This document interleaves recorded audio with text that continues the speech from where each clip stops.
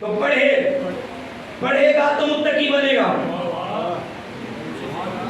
روزہ واجب ہے, بغیر اسے شریک نہ چھوڑے گا تو متقی نہیں بنے گا. حج صاحب استطاعت ہے, واجب ہے, نہیں کرتا تو متقی نہیں بنے گا. یہ ہے تقویٰ کی علامتیں, کوئی شک نہیں. اب مجھے بتائیے, کوئی بندہ نماز پڑھ کے مسجد سے نکلے, آپ اسے نمازی کہتے ہیں یا متقی کہتے ہیں؟ نمازی. حالانکہ نماز تقویٰ کی علامت ہے, آپ اسے متقی نہیں کہیں گے. ایک بندہ ماشاءاللہ پورے رمضان کے روزے رکھتا ہے, اسے متقی کہیں گے یا روزہ دار؟ حاجی صاحب ابھی حج کر کے آئے 1.5 ماہ پہلے, جب آئے تو آپ نے کیا کہا, حاجی صاحب آ گئے یا متقی صاحب آ گئے؟ حاجی صاحب. تو آپ حاجی صاحب کو متقی کیوں نہیں کہتے؟ میرا سوال ہے. تو مجھے سارے علماء یہ جواب دیں گے, سارے ماشاءاللہ عوام بھی یہی جواب دے گی کہ قبلہ تقویٰ کا تعلق صرف ظاہر سے نہیں ہوتا, تقویٰ کا تعلق باطن سے بھی ہوتا ہے. ممکن ہے حج تو کر آیا ہو مگر اندر سے گندا ہو. بھائی نماز 5 وقت کی پڑھتا ہو, اندر ہی پاک نہ ہو, تو جب اندر پاک نہیں تو متقی کیسے؟ آپ کیا کہتے ہیں, سارے حاجی نیک ہوتے ہیں؟ میں تھوڑی سی ایک مثال دے دوں. خلیفہ دوم کا دور تھا, حج کا موسم تھا, لوگ حج کرنے کعبے کے پاس آ گئے. خلیفہ بھی موجود تھے, مولا علی بھی موجود تھے. مولا امیر نے ایک جوان کو دیکھا جو کعبے کا طواف بھی کر رہا ہے اور نامحرموں کو بھی دیکھ رہا ہے. پتہ چلا بدبختوں پہ صحبت بھی اثر نہیں کرتی.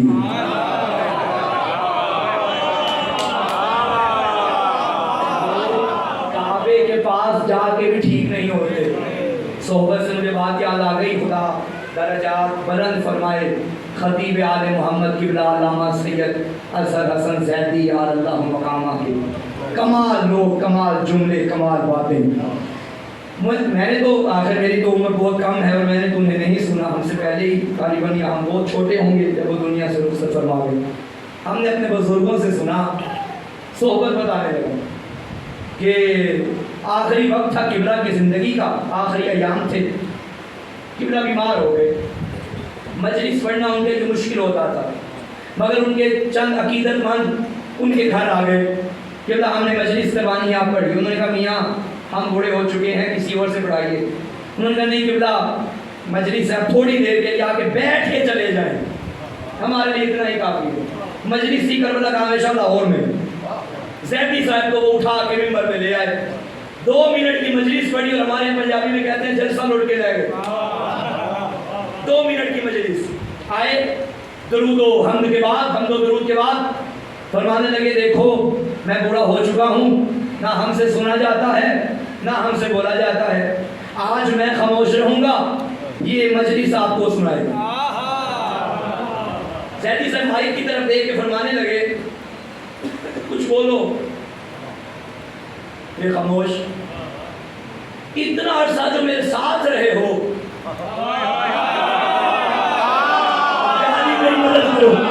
اتنا عرصہ جو میرے ساتھ رہے, آج بولا نہیں جاتا مجھ سے, جو کچھ مجھ سے سنا ہے انہیں سنا دو. یہ صاحب خاموش. زیدی صاحب نے فرمایا پتہ چلا جب جنس ایک نہ ہو تو صحبت کا اثر نہیں ہوتا.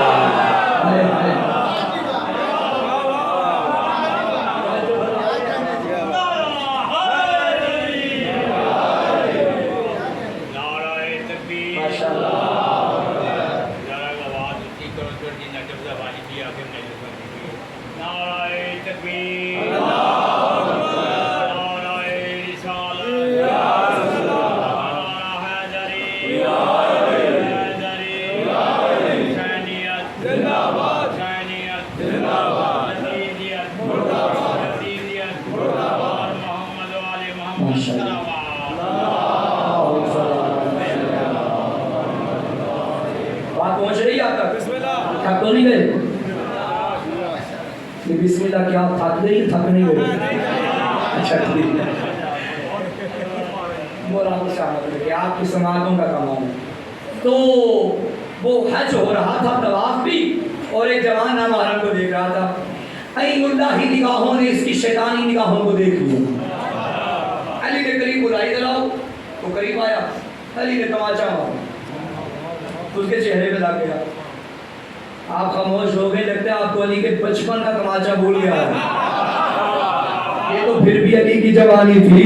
3 دن کا علی جھولے میں محل حرام تھے، رسول کعبے سے لے کر آئے، ابو جہل ابو طالب کے پاس آیا اور آ کے کہنے لگا، اے ابو طالب ہم نے تیرے بچے کو آزمانا ہے۔ ابو طالب نے فرمایا کیا آزمانا ہے؟ اس نے کہا ہمارے ہاں جہاں بھی کسی کا بچہ پیدا ہو ہم اجتہا سامنے لے کر آتے ہیں، اگر اجتہا ڈسے تو مان جاتے ہیں کہ یہ بچہ کسی اور کا ہے، اجتہا کچھ نہ کہے تو پھر مانتے ہیں یہ اپنے باپ کا ہی ہے۔ ابو طالب مسکرائے، فرمایا ایک اجتہا نہیں 1000 اجتہے لے آؤ، گھبرائے وہ جسے کوئی پریشانی ہو، یہ تو اللہ کی امانت ہے جو اللہ کے گھر میں آئی تھی۔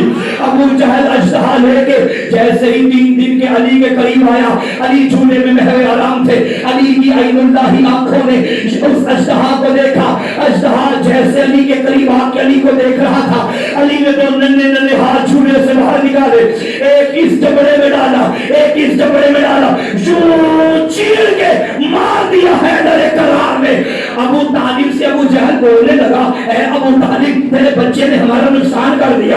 ابو طالب نے کہا کیا کیا؟ اس نے کہا یہی تو بتاتا تھا حلالی کون ہے حرامی کون ہے، اب ہمیں کون بتائے گا؟ نبی نے فرمایا چچا اس سے کہہ دے اب جانور نہیں بتائے گا، میرے بیٹے علی کی محبت بتائے،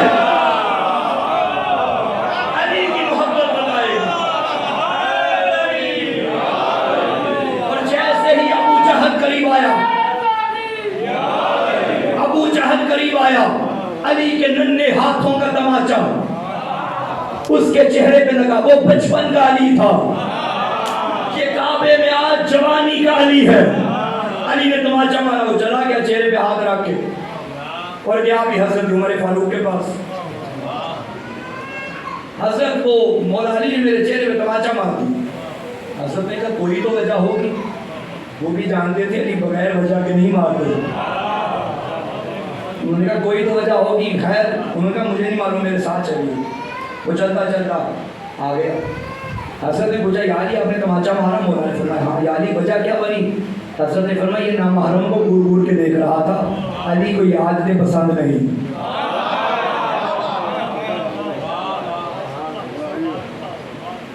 جوانوں کے لیے جملہ ہے میرے مولا کا، پتہ چلا جس کی آنکھوں میں حیا نہ ہو کچھ اور تو ہو سکتا ہے، علی کا شیعہ نہیں ہو سکتا۔ معذرت سے پریشان تو نہیں ہو گئے؟ مولا نے فرمایا یہ نامحرم کو دیکھ رہا تھا، علی کو یاد کے پسند نہیں۔ سنیں گے حضرت عمر نے کیا کہا؟ اس جوان کی طرف مخاطب ہو کے فرمانے لگے، عین اللہ نے تجھے دیکھا، ید اللہ نے تجھے مارا، اب عبد اللہ کیا کر سکتا ہے؟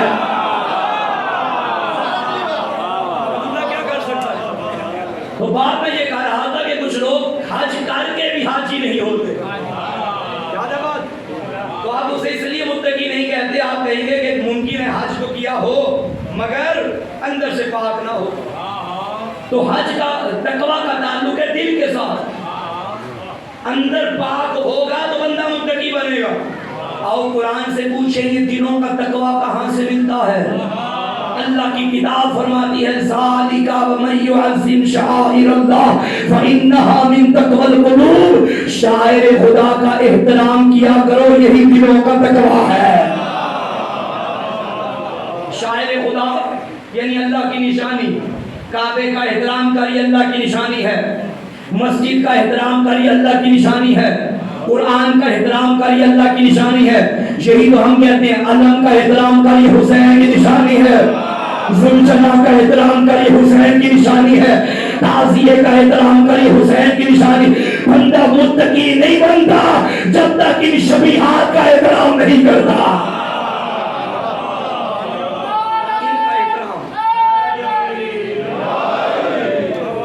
ان کا احترام کرو گے تو متقی بنو گے۔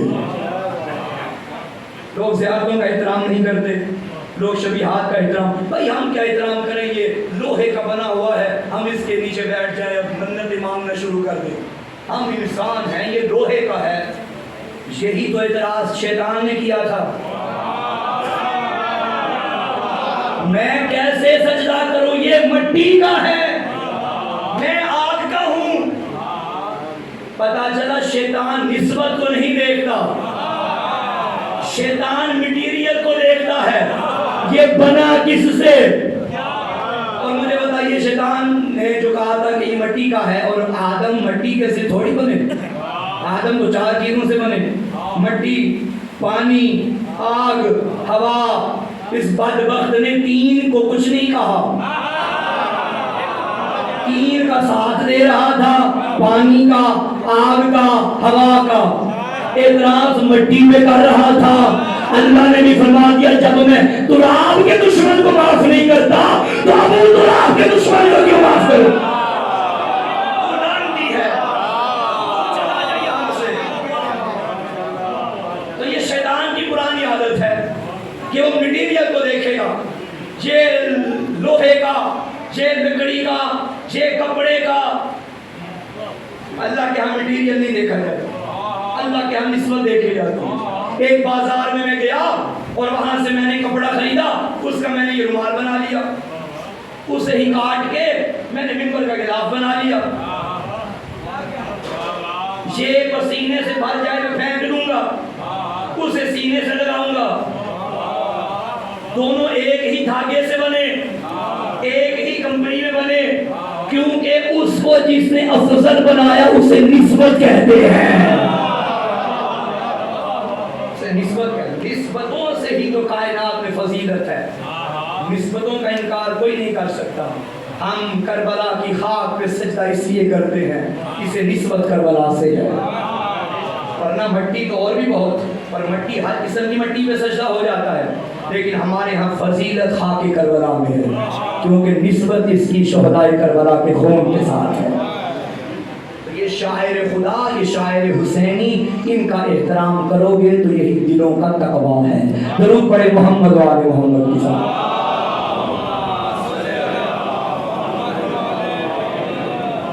اچھا ہمارے ہاں اگر آپ کا دل ہو تو میں اس بات کی اور مزید تشریح کر دوں، شبیہات کے احترام عموماً ایک بات بڑی مشہور ہے ہمارے معاشرے میں کہ ہندوؤں میں اور شیعوں میں کوئی فرق نہیں، ہندو بھی اپنے ہاتھوں سے بناتے ہیں، بچے توجہ فرمائیں، ہندو بھی اپنے ہاتھوں سے بناتے ہیں اور بنا کے اسے چومتے ہیں، شیعہ بھی تو یہی کرتے ہیں۔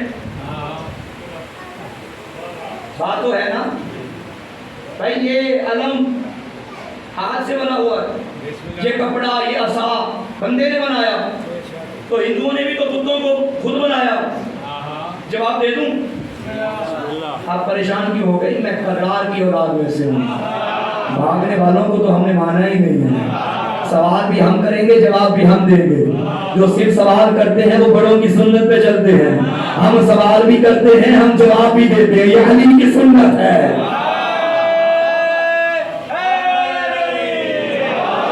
اپنی اپنے بڑوں کی سنت پہ عمل ہو رہا ہے۔ بھائی یاد رکھیں، ایک ہوتی ہے عقیدت، ایک ہوتی ہے حقیقت، دونوں بذات خود الگ الگ چیزیں ہیں، لیکن جس عقیدت کے پیچھے حقیقت نہ ہو اس عقیدت کا کوئی فائدہ نہیں۔ اور ہمارا مکتب وہ مکتب ہے جس میں ہر عقیدت کے پیچھے حقیقت ہے۔ ایک جملہ جوانوں لے کے جانا، ایک جملہ لے کے جانا، اسلام باقی فرقوں کے مقابلے میں ایک فرقہ نہیں، بہت بڑا جملہ کہہ رہا ہوں، بلکہ تشیع باقی فرقوں کے مقابلے میں فرقہ نہیں، بلکہ اسلام کی اصل تصویر کو تشیع کہا جاتا ہے۔ یہ نہیں کہ یہ اسلام ہے اور نیچے فرقے شیعہ سنی فلاں فلاں فلاں، اور شیعت کے مقابلے میں یہ سارے نہیں، شیعت کے مقابلے میں کوئی فرقہ نہیں آتا، شیعت کے مقابلے میں کفر آتا ہے، کیونکہ شیعت اسلام کا نام ہے۔ اور ممکن ہے کوئی کہے کہ یہ جو آپ نے اتنا بڑا دعویٰ کر دیا کہ شیعت ہی اسلام ہے، اسلام میں کہاں ہے کہ بے جان چیزوں کا بھی احترام کرو؟ بھائی ابھی آپ نے عید قربان منائی، وہ جو جانور کے گلے میں رسی تھی، شریعت نے کہا اس کا بھی احترام کرو۔ چلو رسی چھوڑو، آپ گئے حج کرنے، آپ میں سے بھی بیٹھے جو ابھی تازہ حاجی ہو نہیں ہے، پرانا حاجی، ماشاءاللہ حاجی صاحب آپ میری بات کی تائید کیجیے گا۔ میں ایک بات کرنا چاہتا ہوں، بسم اللہ۔ آپ نے آدمی کی بات کی ہے، ہم حضرت آدم کی اولاد ہیں، اس بات کی آپ تصدیق کرتے ہیں؟ ماشاءاللہ۔ آدم کی اولاد وہی اچھی کہلائے گی جو آدم کے طریقے پہ جائے گی۔ بے شک۔ اس کا طریقہ کیا تھا آدم کا؟ آدم جب بنایا گیا، تخلیق ہو گیا، تو اللہ نے ایک ملائکہ بھیج دیا کہ آدم تمہیں تخلیق کر دیا، تیرا نکاح اماں ہوا سے پڑھنا ہے، تو اماں ہوا کی حکمت میں کیا دے گا؟ اس نے کہا بنا ابھی ہوں، آیا ابھی ہوں، میں کیا دوں؟ کہنے لگا تو 14 دفعہ درود ماشاءاللہ، تو 14 دفعہ درود پر نکاح میں تیرا پڑھتا ہوں، گواہ اللہ بنتا ہے۔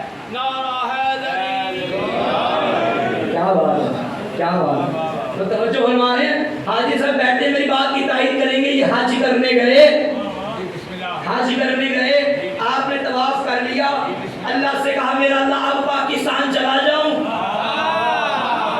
آواز ہی نہیں، میرا اللہ طواف تو کر لیا، اب کیا کروں؟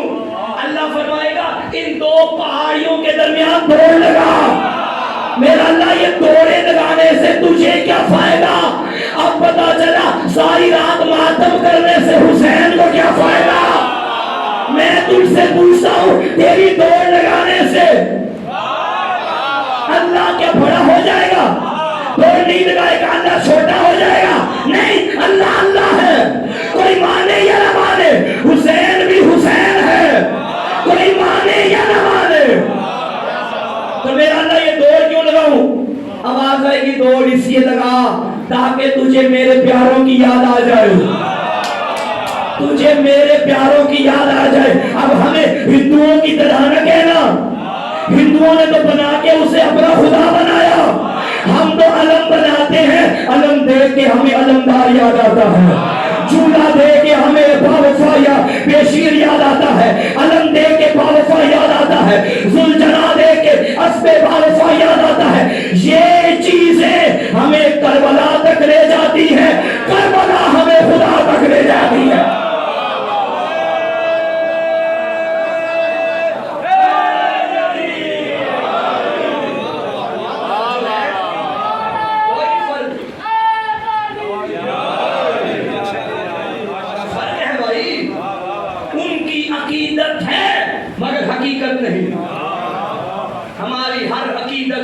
حقیقت ہے۔ اپنے گھروں میں ان شاعر کو زندہ رکھو، تمہارے گھر کی چھت پہ غازی کا علم ہو، یہ علم بتاتا ہے تمہاری پارٹی کون سی ہے۔ بھائی پی ٹی آئی والے چھت پہ نون لیگ کا جھنڈا نہیں لگائیں گے، نون لیگ والے پی ٹی آئی کا جھنڈا نہیں لگائیں گے، کیونکہ انہیں پتا ہے ہماری جب یہ پارٹی ہی نہیں۔ چلا ناسبیوں کو محلے کا علم بھی کیوں برداشت نہیں ہوتا، انہیں پتا ہے علم کو وہ دیکھے جس کا تعلق حسین سے ہے۔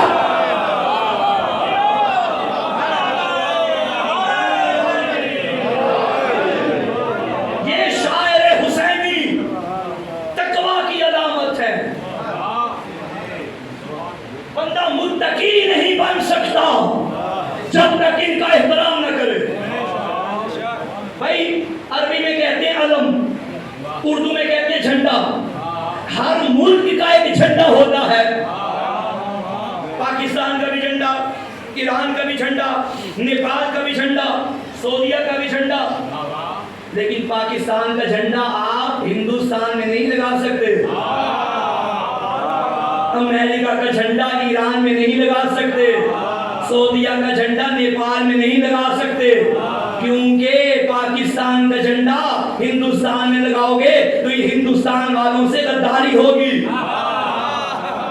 وہ کہیں گے جب اس کی حکومت یہاں ہے نہیں تو یہ جھنڈا یہاں کیوں لگا۔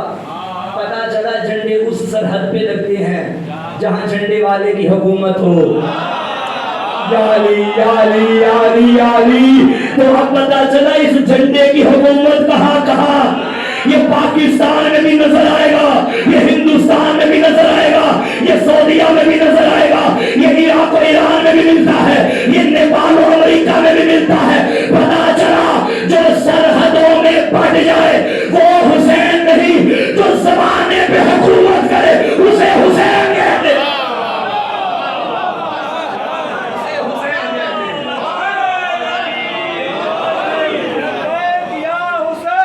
لبیک یا حسین, لبیک یا حسین, لبیک یا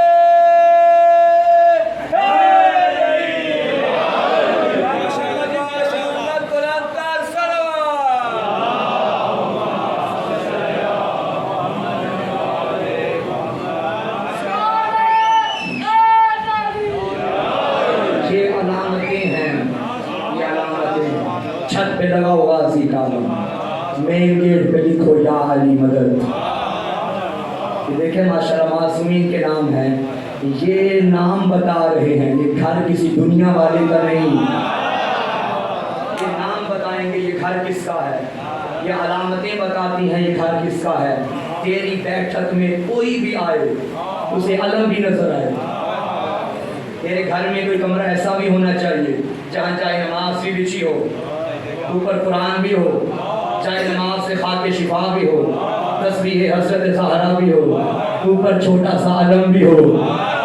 کوئی خیر تیرے گھر میں آئے اسے پتا چلے یہ ذکر حسین والا بھی ہے, یہ فکر حسین والا بھی ہے, اس کا تعلق حسین سے بھی ہے, حسینیت سے بھی ہے.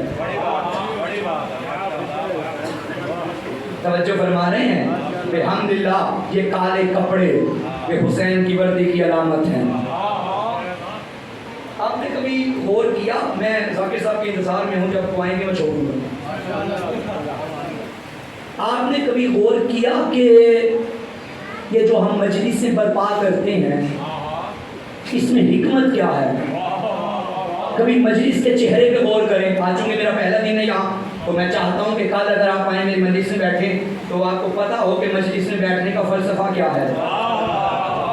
یہ 14 صدیاں پہلے آغاز ہوا مجلس کا, کربلا کے بعد باقاعدہ شکل بنی, ورنہ ذکر تو کربلا کا کربلا سے پہلے بھی ہوتا تھا. آئمہ نے بھی کیا, نبیوں نے بھی کیا, ٹھیک, رسول خدا نے بھی کیا, لیکن یوں باقاعدہ شکل کہ مسائل کربلا والوں کا پڑھا جائے, منبر بنایا جائے اور سامنے مومنین بیٹھے, یہ کربلا کے بعد شروع ہوا.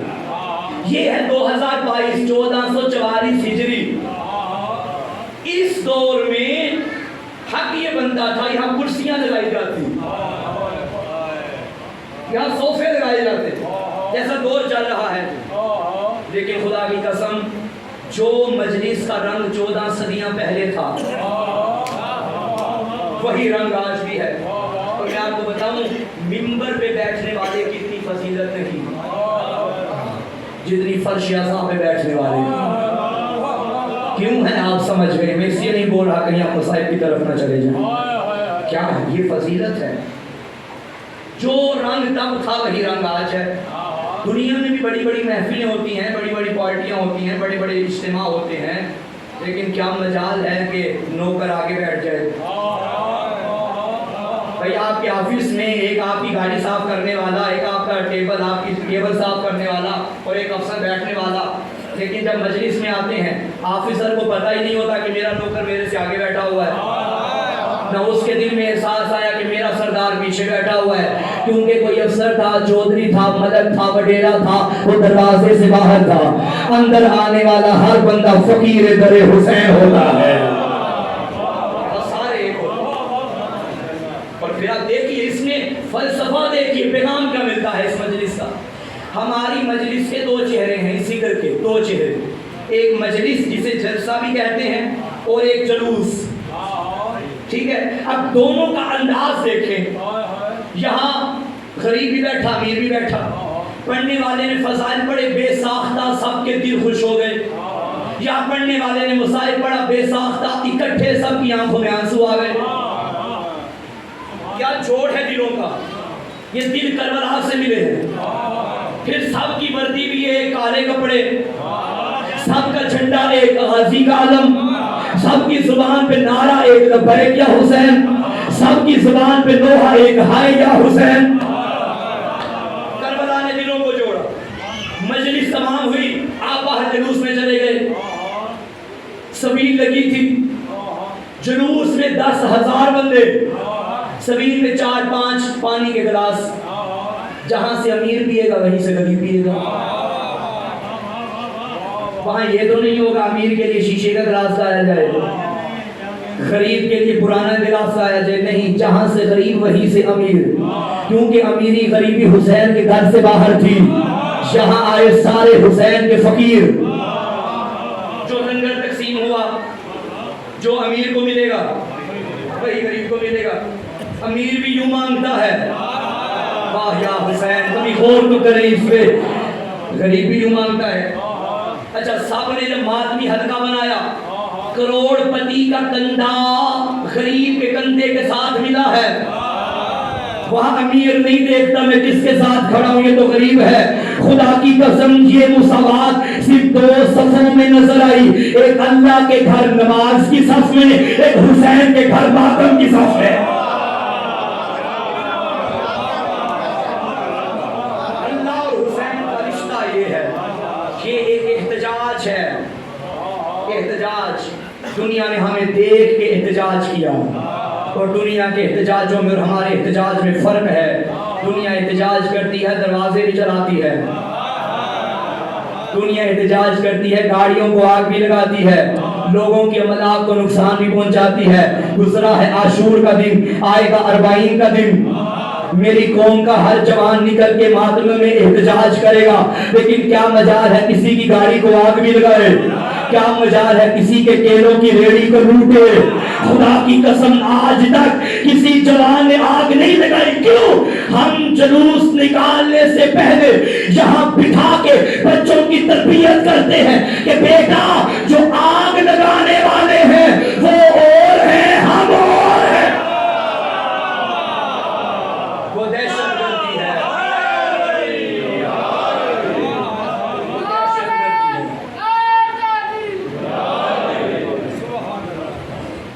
بس ازادارو، نہیں بھولتی ہمیں آگ شام غریباں کی. نہ جلتے خیمے اگر بطول کا دروازہ نہ جلتا. بیٹے قربان کر کے، بھائی ذبح کروا کے، مہمان شہید کروا کے، اس عالم میں زینب گھبرائی نہیں ہے.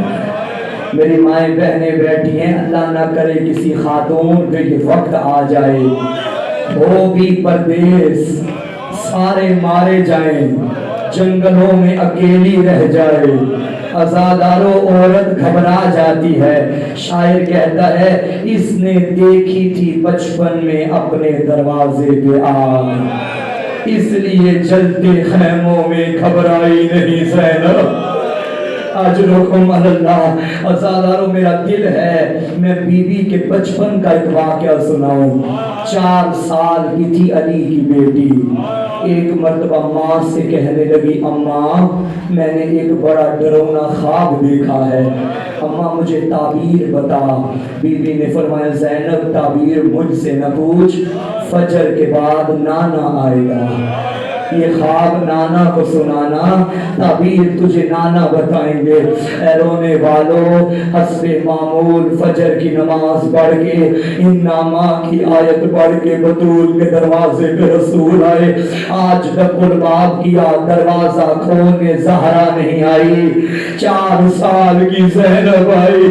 نبی نے دیکھا، فرمایا زینب خیر تو ہے، پہلے اماں آیا کرتی تھی، آج تو گھر پہ آ گئی. کہنے لگی نانا میں ساری رات تیرا انتظار کرتی رہی، نانا میں نے تجھ سے خواب کی تعبیر پوچھنی ہے. ازادارو نبیوں کا سردار زمین پہ بیٹھا، چھوٹی سی زینب کو گودی میں بٹھایا. بتا زینب کیا دیکھا، سنو گے ازادارو؟ کہنے لگی نانا میں نے خواب میں دیکھا ہے جنگلوں میں میں اکیلی رہ گئی ہوں، नाना मुझे पनाह में लेने वाला कोई न था। नाना मुझे एक दरख्त नजर आया, मैं उसके साए में चली गई, लेकिन नाना तूफान इतना तेज था वो दरख्त भी कट गया। नाना मुझे एक और दरख्त नजर आया, मैं उसके साए में चली गई, नाना तूफान से वो भी कट गया। इसके बाद खामोश हो गई ज़ैनब। नबी ने फरमाया ज़ैनब फिर क्या हुआ? कहने लगी नाना मुझे शर्म आती है। फरमाया मेरी जान बता क्या देखा? कहने लगी नाना तूफान इतना तेज था मेरे सर की चादर हिले। ये कहना था नबी तड़पे। फरमाया ये जंगल मैदाने करबला है, ये दरख्त तेरा अब्बास है, ये दूसरा तेरा हुसैन। अरे जो तूफान तेरी चादर लूटेगा वो शामे गरीब। अजरकुम अल्लाह, बड़ा कठिन मरहला था ज़ैनब के लिए। ये शामे गरीबा का मंजर, अल्लाह की लानत हो होली पे। इस मलून को जब जनाब मुख्तार के दरबार में पेश किया गया, मुख्तार ने पूछा जालिम बता तूने शामे गरीबा में क्या क्या जुल्म किए थे? ये कमीना कहते हैं मुख्तार न पूछ तू बर्दाश्त नहीं कर पाएगा। मुख्तार ने कहा तुझे जालिम बताना पड़ेगा क्या किया। ये जालिम कहते हैं जब सारे मारे गए मैं सैयदों के खैमों में गया, मैंने क्या देखा? एक बूढ़ा जवान बीमार हुसैन का बेटा चमड़े के बिस्तर पे था। मैंने बिस्तर खींचा, सज्जाद मुंह के बल जमीन। मुख्तार दर पे जालिम तुझे हया नहीं आया? अज़ादारों मुख्तार ने पूछा बता क्या किया? कहते मुख्तार आगे थी अली की बेटियां, बीबियों के सरों पे कीमती चादरें थी। मैंने चादरों में हाथ डाला, एक बीबी दूसरे की पुश्त पे चली गई। अचानक ज़ैनब की आवाज आई जालिम मुझे हाथ ना लगा, मैं मोहम्मद की बेटी। एक जुमला सुन लो वफादारो, ज़हमतें तमाम करूं। मुख्तार ने पूछा जालिम बता फिर क्या किया? और छोटी औलाद वालों, ये कमीना कहते हैं फिर मुझे 4 साल की बीबी नजर आई। मुझे उसके कानों में कीमती बालियां दिखाई दी। मैंने सोचा अगर मैंने मांगी इतनी देर में कोई लूट के ले